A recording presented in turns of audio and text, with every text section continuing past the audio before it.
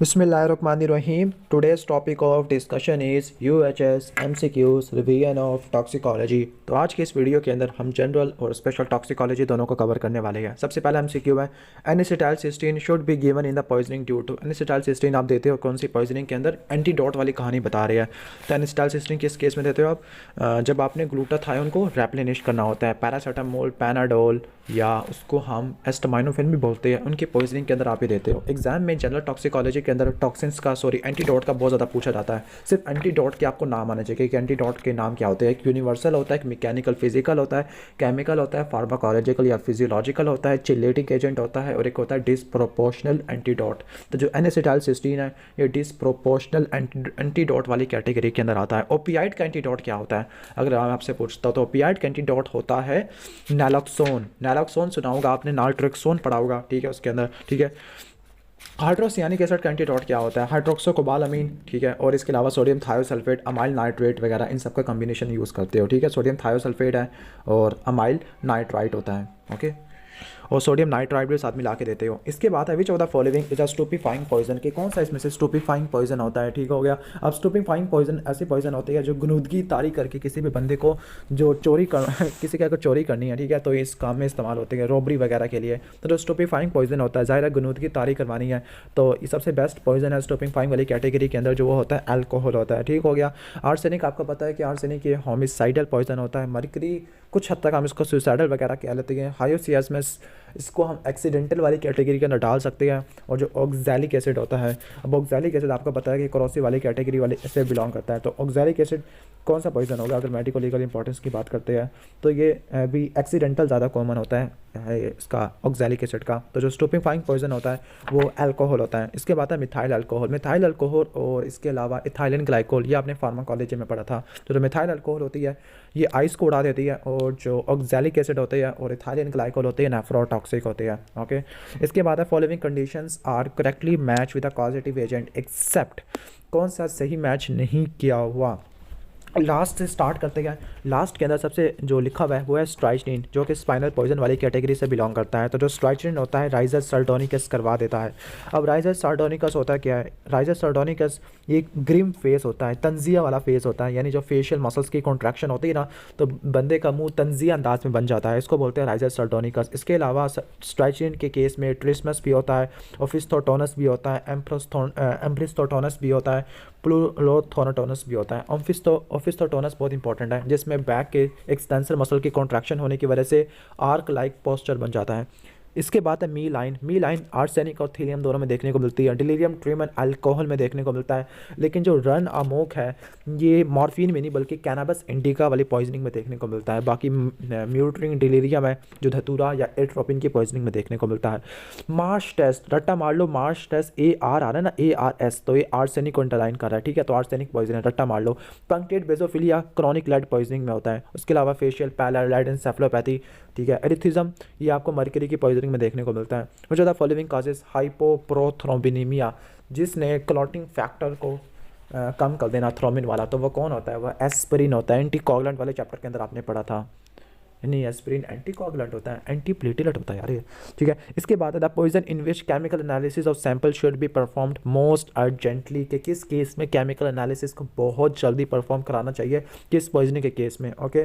अब एक कुछ बातें आपको पता होनी चाहिए कि आर्सेनिक के बारे में क्या खास बात की। जो आर्सेनिक होती है ये प्यूट्रीफैक्शन को रेजिस्ट करती है, ठीक है, आर्सेनिक प्यूट्रीफैक्शन को रेजिस्ट करती है। अब जो अल्कोहल होती है, अल्कोहल भी काफ़ी देर तक ब्लड की कंसनट्रेशन में रहती है, लेकिन यहाँ पर जो क्लोरल हाइड्रेट होती है कहते हैं कि इसकी एनालिसिस बहुत जल्दी कर लेनी चाहिए एज़ कम्पेयर टू मॉर्फिन और ऑर्गेनोफॉस्फेट, क्योंकि ये हमारी बॉडी के अंदर रिटेंशन रहती है, यहाँ तक कि आर्सेनिक की डेपोजिशन भी हो जाती है।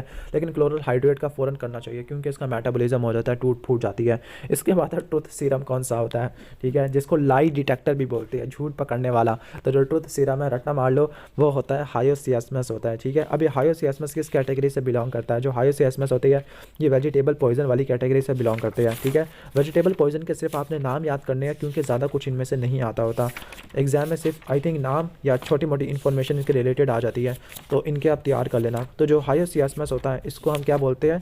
इसको हम लाई डिटेक्टर बोलते हैं या ट्रुथ सीरम बोलते हैं, ओके। इसके अलावा कुछ और भी आपको नाम आने चाहिए, लाइक जो राइसिनस कॉम्यूनस है इसको कैस्टरऑल सीड बोलते हैं, ओके। जो जमाल गोटा होता है उसको बोलते हैं क्रोटोन। जो रत्ती होती है ये एब्रस प्रिकॉर्ट्रियस होता है, ठीक है, ओके। जो एरगट होती है इसका साइंटिफिक नेम, ये इसको हम क्लाइसेप्स पुरपुरा बोलते हैं या मदर ऑफ फ्लाई बोलते हैं। चिलीज को कैप्सिकम एनम बोलते हैं।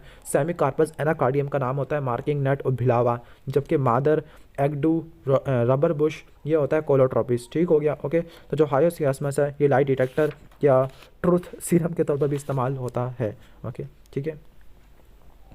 नेक्स्ट हम चलते हैं क्रॉसिव पॉइजन वाली कैटेगरी की तरफ, ओके।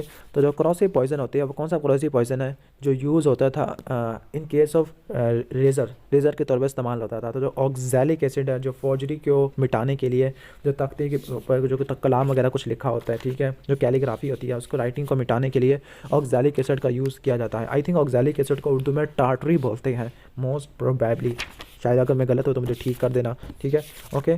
तो नेक्स्ट हम जाते हैं कैटेगरी की तरफ। नेक्स्ट क्वेश्चन है सैंपल फॉर टॉक्सिकोलॉजिकल एनालिसिस के टॉक्सिकोलॉजिकल एनालिसिस के लिए सैंपल को हम किस में करते हैं। जो फॉर्मलिन होता है फार्माकोलॉजी जो किस में होता है हिस्टोपैथोलॉजिकल एग्जामिनेशन के लिए फॉर्मलिन यूज़ करते हैं। एक तरफ सेलाइन है दूसरी तरफ रेक्टिफाइड स्पिरिट है। तो जो बेस्ट ऑप्शन जो होगा, वैसे दोनों ही होते हैं, रेक्टिफाइड स्पिरिट और जो होता है नॉर्मल सेलाइन, दोनों ही यूज़ होते हैं, ठीक है। लेकिन जो ये रेक्टिफाइड स्पिरिट है ये बेस्ट ऑप्शन है। अच्छा, ऊपर हायोसियास्मस की बात हुई थी जो कि ट्रुथ सीरम के तौर पर इस्तेमाल होता था। जो हायोसियास्मस है ये वेजिटेबल नहीं है बल्कि धतूरा है, तो थोड़ी सी मिस्टेक हो गई थी, तो फिर माफ़ी। जो रेक्टिफाइड स्पिरिट बता दिया एक्वायर्ड हाइपर सेंसिटिविटी, तो उसको क्या बोलते हैं, एक्वायर्ड हाइपर सेंसिटिविटी को क्या बोलते हैं हम, एलर्जी बोलते हैं। जबकि इडियोसिनक्रेसी को जो एबनॉर्मल अनयूजुअल रिस्पॉन्स, किसी में डिफरेंट इंडिविजुअल के अंदर डिफरेंट रिस्पॉन्स देखने को मिलता है, ओके। तो एलर्जी हाइपर सेंसिटिविटी होती है और इडियोसिनक्रेसी अनयूजुअल रिस्पॉन्स होता है, लाइक एस्पिरिन की वजह से। ये MCQ factor modifying action of poison से डिराइव किया गया है। जल्दी जल्दी खत्म कर लेते हैं। रेड टीयर्स ऑर्गेनोफॉस्फेट की पॉइजनिंग में देखने को मिलते हैं। जो क्विनिन रिड्यूस इंडियोसिस अबॉर्शन, अभी क्या क्विनिन एक्बोलिक्स वाली कैटेगरी से बिलोंग करती है। अब सेक्सोलॉजी के एमसीक्यूज यहाँ पे डाले हुए हैं। मिथाइल अल्कोहल आपको बता चुका हूँ, मिथाइल अल्कोहल कौन होती है, ऑप्थेल्मोटॉक्सिक होती है। फॉलोइंग, अब ये एमसीक्यू दोबारा आ चुका है, रैनामोक है। पंक्टेड बेजोफिलिया अभी दोबारा आ चुका है, क्रॉनिक लाइट पॉइजनिंग है।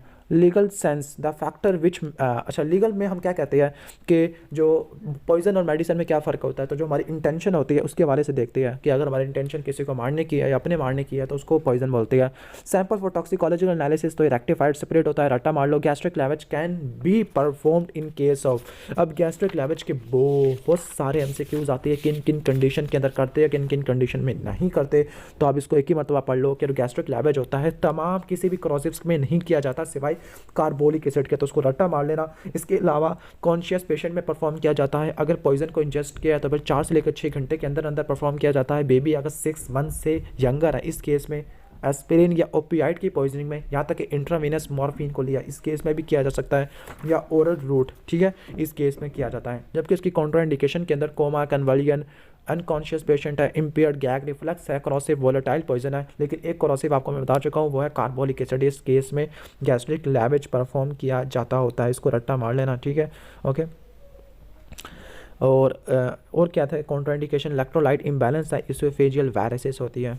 नेक्स्ट चलते हैं डिलीरियम ट्रीमन, अल्कोहल में देखने को मिलता है delirium tremens. Red colour tear organophosphate की पॉइजनिंग में देखने को मिलते हैं। टारगेट सेल ऑफ स्ट्राइचनिन, तो टारगेट सेल क्या होते हैं, मोटर सेल होते हैं स्पाइनल कॉर्ड के, जो कि एंटीरियर हॉर्न के अंदर पड़े हुए होती है। Wernicke encephalopathy chronic alcohol poisoning में देखने को मिलती है। The corrosive poison which is use to race, ये ऑक्सैलिक एसिड बता चुका हूँ, ठीक है। The microscopic examination of envelope shape crystal, ये ऑक्सैलिक एसिड क्या होते हैं, hydrocyanic acid causes toxicity, cytochrome oxidase enzyme को इनहिबिट कर देता है, okay. The poison which causes baldness on scalp and lateral two third of eyes, तो जो बाल्डनेस वाला जो गंजा कर देता है वो थेलियम है, थेलियम की वजह से मी लाइन्स भी आना शुरू हो जाती है। The escharotic appearance of mouth and tongue, कि अगर जला दिया किसी टंग को और माउथ को तो किस पॉइजनिंग में देखने को मिलेगा। आर्सेनिक में नहीं, हाँ मरकरी में पॉइजनिंग में देखने को मिलता है। तो मरकरी पॉइजनिंग को मैं थोड़ा बहुत आपको बता देता हूँ क्योंकि इसके कुछ क्रॉनिक मरकरी पॉइजनिंग के पॉइंट्स होते हैं, वो एग्जाम में कभी कभार आ जाते हैं, ठीक है, ओके। चलो मरकरी या वो इरिटेंट वाली कैटेगरी से बिलोंग करता है। तो क्रॉनिक पॉइजनिंग के केस में जीआईटी के ऊपर टाइलिज्म या सियालयूरिया हो सकता है, मेटालिक टेस्ट माउथ में होता है, ग्लोसाइटस और जिंजिवाइटिस हो सकता है, जहाँ की नेक्रोसिस होती है, गम्स के ऊपर ब्लू ब्लैक लाइन होती है जिसको बर्टोनियन लाइन बोलते हैं, कॉली की पेन होता है। सीएनएस के ऊपर हेटर शेक ट्राइमर्स होते हैं या मर्क्यूरियल ट्राइमर्स बोलते हैं। मर्क्यूरियल एरिथिज्म है जिसमें पर्सनालिटी चेंज हो जाती है। मर्क्यूरियल लेंटिस है लेंस के ऊपर कॉपर की डेपोजिशन होना शुरू हो जाती है। तो ये थे मर्करी के इंपॉर्टेंट साइन सिम्टम। ओके, फिर इसके बाद लेड की कहानी आती है। लेड जो क्रॉनिक था इसका निमोनिक होता है ABCDEFG, प्लम्बिज्म या सैचुरिज्म, ए से एनीमिया, बी से बेजोफिलिया, सी से कॉलिक है, डी से ड्रॉप होता है, रिस्ट या फुट ड्रॉप है, एंसेफेलोपैथी है, फेशियल पैलर है, gonadal dysfunction, hypertension and importance होती है। आर्सेनिक की क्रॉनिक आर्सेनिक पॉइजनिंग के केस में रेन ड्रॉप पिगमेंटेशन होती है जो कि एडिसन को रिजेंबल करती होती है। आपने इसको डिफ्रेंशिएट करना होता है। ओके, इसकी वजह से फेशियल एडिमा हो सकता है, मी लाइन हो सकती है। ओके, और नफ्राइटिस फाइंडिंग आना शुरू हो जाती है। ब्लैक फुट डिजीज हो जाता है due to platelet activation and hyper coagulability और ब्रोंकियल कैथेटर, ये देखने को मिलता है। ओके, फास्फोरस की पॉइजनिंग वैसे इतनी इंपॉर्टेंट नहीं है, लेकिन फास्फोरस में फोसी जा, गिलास जा या लूसीफर जा, ये आपने रट्टा मार लेना। टेट्राइथाइल पायरोफॉस्फेट ये किस कैटेगरी से बिलोंग करता है? जो टेट्राइथाइल पायरोफॉस्फेट है ये ऑर्गेनोफॉस्फेट वाली कैटेगरी से बिलोंग करता है। आपको पता है कि जो ऑर्गेनोफॉस्फेट होते हैं, आप ऑर्गेनोफॉस्फेट ये CNS पे एक्ट करने वाले पॉइजन होते हैं। ओके, यानी ऐसे पॉइजन जो CNS पे जाके एक्ट करते हैं उनको दो कैटेगरी में डिवाइड करते हैं, सेरिब्रल और स्पाइनल। स्पाइनल में स्ट्राइचनिन है, सेरिब्रल के अंदर 3 आ जाते हैं। सोमनिफेरस जो नींद तारी कर देंगे, सोमनिफेरस कौन होते हैं? जो एनाल्जेसिया या स्लीप कॉज कर देते हैं, लाइक ओपियम है। इनएब्रिएंट पॉइजन है, तो इनएब्रिएंट पॉइजन जो एक्साइटमेंट प्रोड्यूस करते हैं, नार्कोसिस, पहले एक्साइटमेंट और फिर नार्कोसिस। लाइक क्लासिकल इनएब्रिएंट में अल्कोहल होती है, फिर हाइड्रोकार्बन में कैरोसिन होती है, इंसेक्टिसाइड में ऑर्गेनोफॉस्फेट के कंपाउंड्स होते हैं। और डिलीरियम पॉइजन के अंदर जो कन्फ्यूजन क्रिएट कर देते हैं उसमें धतूरा, कोकेन और कैनाबिस इंडिका। स्पाइनल में आपको बता चुका हूँ। जो टेट्राइथाइल पायरोफॉस्फेट है, ये TEPP, ये किस कैटेगरी से बिलोंग करता है? ऑर्गेनोफॉस्फेट वाली कैटेगरी से बिलोंग करता है। ऑर्गेनोफॉस्फेट या इंसेक्टिसाइड होते हैं, इनको 2 कैटेगरी में डिवाइड कर देते हैं, अल्काइल कंपाउंड और अराइल कंपाउंड। तो ये कौन सी कैटेगरी से आएगा? अल्काइल होगा या अराइल होगा? तो जो ये ऑर्गेनोफॉस्फेट होते हैं, जो TEPP है, ये कौन सी कैटेगरी से बिलोंग करता है? ये अल्काइल वाली कैटेगरी से बिलोंग करता है। जबकि अराइल वाली कैटेगरी के अंदर पैराथियोन है, डायजिनोन है। नेक्स्ट चलते हैं, बेसोफिलिक स्टिफनिंग है, क्रॉनिक लेड पॉइजनिंग है, vomiting is least likely in acute poisoning. तो वॉमिटिंग किस में ना होने के बराबर होती है? सल्फ्यूरिक एसिड में वॉमिटिंग होती है, एसिडिक वॉमिटिंग, नाइट्रिक एसिड में भी होती है, फास्फोरस में भी होती है। कहती है कि फिनोल के अंदर कोई वॉमिटिंग नहीं होती। अच्छा, ऑक्सैलिक एसिड की वजह से तो कॉफ़ी ग्राउंड वॉमिटर्स आपको देखने को मिलता है। ओके, तो बेस्ट ऑप्शन क्या होगा? कार्बोलिक एसिड होगा। ठीक है, वैसे हम कंफर्म भी कर सकते हैं कार्बोलिक एसिड को। अगर मैं किताब निकालता हूँ, कार्बोलिक एसिड वाला टॉपिक निकालूँ, तो कार्बोलिक एसिड में लोकल और सिस्टमिक एक्शन देखने को मिलता है। वैसे वॉमिटिंग लिखी हुई है लेकिन लीस्ट लाइकली लिखी हुई है एक्यूट पॉइजनिंग के केस में। चलो आगे चलते हैं। एनेस्थेटिक्स आर, एनेस्थेटिक इस कैटेगरी में बिलोंग करते हैं। एनेस्थेटिक चूँकि पहले एक्साइटमेंट प्रोड्यूस करते हैं, फिर बाद में नार्कोसिस करवा देते हैं, तो फिर एनेस्थेटिक इस कैटेगरी से बिलोंग करते हैं। इनएब्रिएंट पॉइजन है। और लास्ट डिलीरियम वाला, उसमें CCD वाला याद रखना है। Smoky green colour of urine, तो ये फिनोल रट्टा मार लेना। फिनोल में देखने को मिलता है, कार्बोलिक एसिड है, ग्रीन कलर यूरिन है। The poison which cause alternate contraction and dilation of pupil, तो जो बारबिचुरेट होते हैं इनकी वजह से अल्टरनेट कॉन्ट्रैक्शन और डायलेशन ऑफ पीपल हो सकती है डिपेंडिंग अपॉन देयर डोज और टॉक्सिटी। ओके, तो ये बारबिचुरेट को भी रट्टा मार लेना। नेक्स्ट हम चलते हैं क्रिस्टियन सिंह, रट्टा मार लो, ऑक्सैलिक एसिड है। Yellow colour of the Bruce, तो ये नाइट्रिक एसिड की वजह से होता है, और असल में जो येलो कलर होता है बिलिरुबिन की वजह से भी हो सकता है। Okay, which of the following is the earliest many sign of chronic lead poisoning है? तो सबसे ज़्यादा जो अर्लीस्ट साइन होता है वो फेशियल पैलर होती है, फेस के ऊपर देखने को मिलती है। इसके बाद अब एंटीडोट के बारे में पूछ रही है कि जो एक्टिवेटेड चारकोल होता है, ये एक्टिवेटेड चारकोल किस कैटेगरी से बिलोंग करता है? तो जो एक्टिवेटेड जो पाउडर चारकोल होता है यूनिवर्सल एंटीडोट में आता है, जबकि एक्टिवेटेड चारकोल ये किस कैटेगरी से बिलोंग करता है? एक्टिवेटेड चारकोल ये मैकेनिकल या फिजिकल वाली कैटेगरी से बिलोंग करता है, क्योंकि ये क्या करता है? अब्जॉर्प्शन को मिनिमाइज़ कर देता है। तो ये मैकेनिकल या फिजिकल वाली कैटेगरी को रट्टा मार लेना। ठीक है, इसके बाद है एंटीडोट ऑफ मिथाइलेटेड सेपरेट, तो एथेनॉल को भी एंटीडोट के तौर पर इस्तेमाल कर सकते हैं। दूसरा फॉर्मिपेजोल होती है। Routine sample are taken in case of death, following routine sample के कौन से रूटीन सैंपल? सारे के सारे लिए जाते हैं। ब्लड, यूरिन, फेसेस है। The factor which modify the effect of, तो सारे के सारे factor modifying the action of poison है। द एग्जांपल्स ऑफ कार्डिक, चार सारे के सारे है। एंटीडोट एथेनॉल होती है। इतना बड़ा पूरा दिया हुआ है। हर्बल एक्सट्रैक्ट है। पिन पॉइंट पीपल आ जाए तो ऑर्गेनोफॉस्फेट, या फिर दूसरा आपने जाना है ओपीएम की तरफ। ओके, तो यहाँ पे ओपीएम की तरफ जाओगे तो एंटीडोट कौन होते हैं? नैलॉक्सोन होता है। Poisoning of which of the following substance resemble viper snake bite की, तो कौन से रिजेंबल करता है? रट्टा मार लो, एब्रस प्रीकॉर्ट्रियस है, वाइपर स्नेक है। Colour of postmortem lividity in case of phosphorus, तो फास्फोरस लूमिनस कंपाउंड होता है, डार्क ब्राउन इन कलर होगा। एनिसिटाइलसिस्टीन ये इस्तेमाल करते हैं हम पैनाडोल वाली पॉइजनिंग के केस में। विच of the which position is examine, तो शॉर्ट लिथोटॉमी पोजीशन होती है। नहीं, लिथोटॉमी नी एल्बो पोजीशन है, लेकिन ये सेक्सोलॉजी का एमसीक्यू आ गया। वर्निकेज एन्सेफलोपैथी अल्कोहल में देखने को मिलती है। ऑर्गेनोफॉस्फेट क्या करते हैं, एसिटाइलकोलिन एस्टरेज एंजाइम को इनहिबिट कर देते हैं। एस्चेरोटिक अपीयरेंस आपको बता चुका हूँ कि इसमें मरकरी में थी, सियालयूरिया हो सकता है। जेंथोप्रोटिक रिएक्शन नाइट्रिक एसिड की वजह से होता है। ओके, मीलाइन थेलियम और क्रॉनिक आर्सेनिक पॉइजनिंग में होती है। स्मोकी ग्रीन कलर फिनोल में देखने को मिलता है। साइनोटिक कलर ऑफ, अब इसको रट्टा मार लो, आई थिंक ऐसे एमसीक्यू वैसे इंपॉर्टेंट नहीं होते, 5 ग्राम रट्टा मार लो। The action of poison is rapid, अगर आप उसको इनहेल कर लोगे।